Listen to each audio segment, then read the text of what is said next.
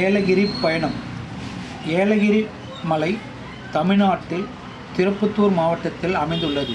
இது கிழக்கு தொடர்ச்சி மலைத்தொடரின் ஒரு பகுதி. ஏலகிரி மலைவாழ் ஸ்தலம். ஏலகிரி மொத்த பரப்பளவு 30 சதுர கிலோமீட்டர். ஏலகிரி மலை கடல் மட்டத்தில் இருந்து சுமார் 1700 மீட்டர் உயரத்தில் அமைந்துள்ளது இந்த ஏலகிரி மலை.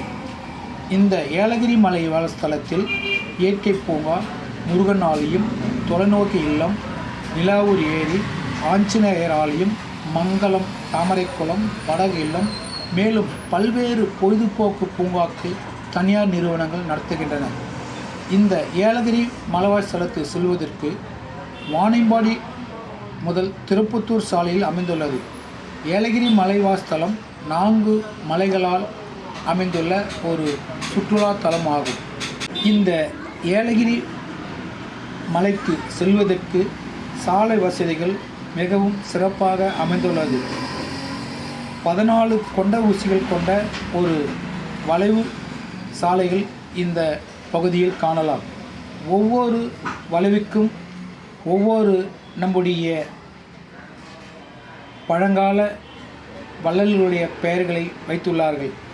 பாரதியார் வளைவு, திருவள்ளுவர் வளைவு, இளங்கோ வளைவு, கம்பர் வளைவு, கபிலர் வளைவு, ஔவையார் வளைவு, பாரிவள்ளல் வளைவு, ஆய வளைவு, அதியமான் வளைவு, பேகன் வளைவு போன்ற 14 வளைவுகள் கொண்ட ஒரு மலை பாதை இது.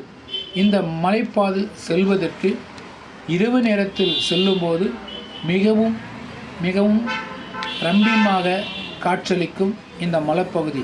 ஏனெனில் மலையிலிருந்து கீழ்நோக்கி பார்க்கும்போது கீழே உள்ள கிராமங்கள், அங்கே எரிகின்ற விளக்குகள் பார்க்கும்போது வானத்தில் இருக்கும் நட்சத்திரம் போல தெரியும். இந்த மலைப்பகுதி மிக ஆபத்தான ஒரு மலைப்பகுதி சாலை என்று சொல்லலாம்.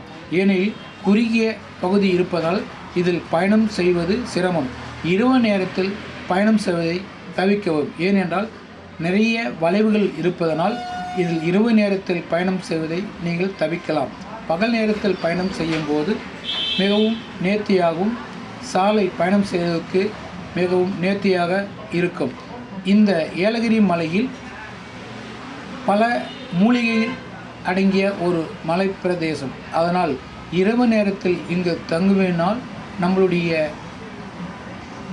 நோய்கள் போகும் அளவுக்கு இங்கே அந்த மூலிகை அமைந்துள்ளதாக இங்குள்ள மலைவாசிகள் சொல்கின்றனர்.